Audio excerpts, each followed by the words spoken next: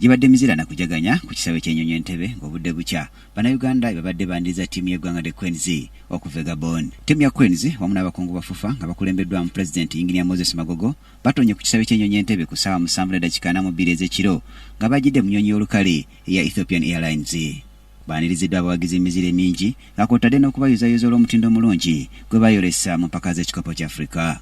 Abawagizi batandise okutuuka ku kisawe ky'ennyonyi Entebbe ku ssaawa 12 ez'akawungeezi nga beetimbye ebipande ebiwaana omutendesi wa Queens Micho Sejjovic Mutiny nga kw'otadde n'abasambi.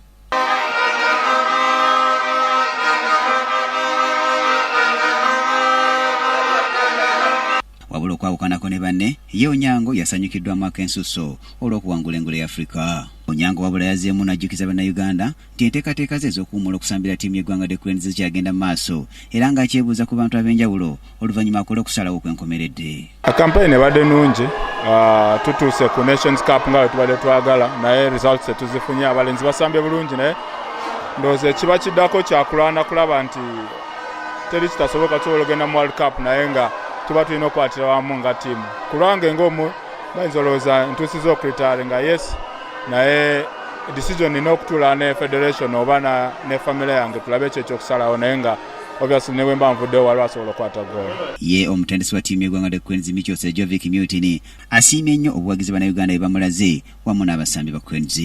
Micho agambye nti Queens yasambye bulungi bw'ogeraageranya n'amatiimu amalala ga nnaggwano nga Misiri ne Ghana agalina abasambi ab'enkizo nga Mohamed Salah owa Misiri ne Sadio Mane wa Senegal abasobola okukyusa omuzannyo mu kaseera konna ate nga basambira mu liiga ez'amaanyi bw'ogeraageranya n'abasambi ba Uganda. You are going out of competition, people are receiving you like this.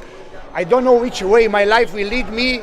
I'm really obliged to this country. I love all of you. I respect all of you, and I have no words to express. This appreciation I have never seen in my life. We have artificially prepared. Why? 75% of our players are not playing competitive football. Natural going to the AFCON is Senegal. That is going Sadio Mane, Sheikh Kouyaté and others coming from the English Premiership. We needed to prepare well. Micho ategeezezza nti bakutuula n'akakiiko ak'ebyekikugu batunuulire era beekenneenye ensobi zonna ezaakolebwa mu mpaka z'ekikopo kya Afrika oluvannyuma bazinogera eddagala kibasobozesa okuvuganya obulungi mu mpaka z'ekikopo kya Afrika ezinaddako eza 2019 ezinayindira mu ggwanga lya Cameroon. And we are going in this year 2017 after this experience in qualifiers for the 2019 in June 13th against Cape Verde.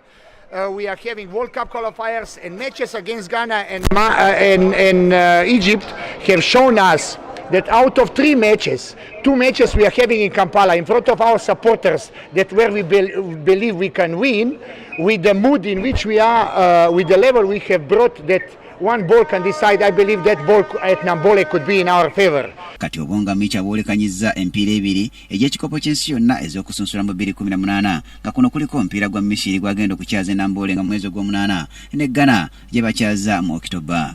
Brian Katende munabyamizannyo ne Kiberu Siraaje, KTV amalindirire.